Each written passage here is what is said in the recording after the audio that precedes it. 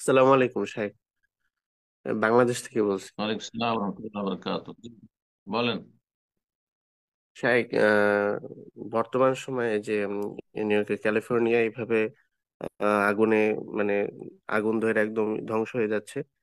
এই ক্ষেত্রে হুম, আমাদের সালেমরা বলছে যে, বলতেছে যে এটা কাফেরদের জন্য আযাব, আর মুসলমানদের জন্য, মুসলমানদের যখন আসে তখন এটা পরীক্ষা। তো এক্ষেত্রে আমরা কি খুশি হব, বা কি তাদের জন্য কি বদদোয়া করতে থাকবো কিনা? কারণ তারা ফিলিস্তিনকে এভাবে পুড়িয়ে ফেলতে চাইছিল, তো হুম। মানে ধ্বংস করতে চাইছিল। এখন আমাদের এক্ষেত্রে করণীয় কি, মানে কি, মানে কি করণীয়, কি ইসে থাকা উচিত আমাদের? জাযাকাল্লাহু খাইর। জি। যে এলাকায় এসব দুর্যোগ এসেছে সে এলাকা তো কিছু মুসলমান বাস করে।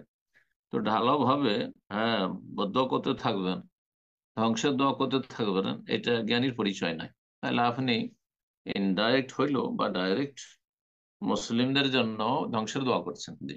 আর প্রত্যেকটা জায়গায় মুসলিম বসবাস করছে, কিছু ভালো মানুষ আছে।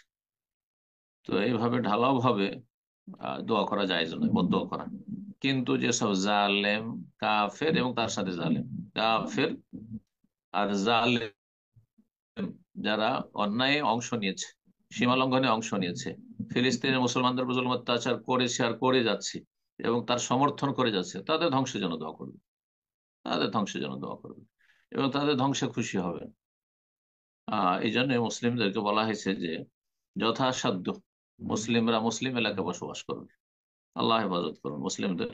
এবং মুসলিমরা যারা ক্ষতিগ্রস্ত হচ্ছে বা মারা যাচ্ছে এইসব দুর্যোগে, তারা ভালো মানুষ হলে, নামাজি হলে, সহি আকিদার হইলে, বেদিন নাস্তিক না হলে, আল্লাহ তাদের শাহাদাত কবুল করুন এবং তাদেরকে সংশোধন করে আল্লাহর দিনের দিকে ফিরে আসার তৌফিক দান করুন। বারাকাল্লাহ ফিক।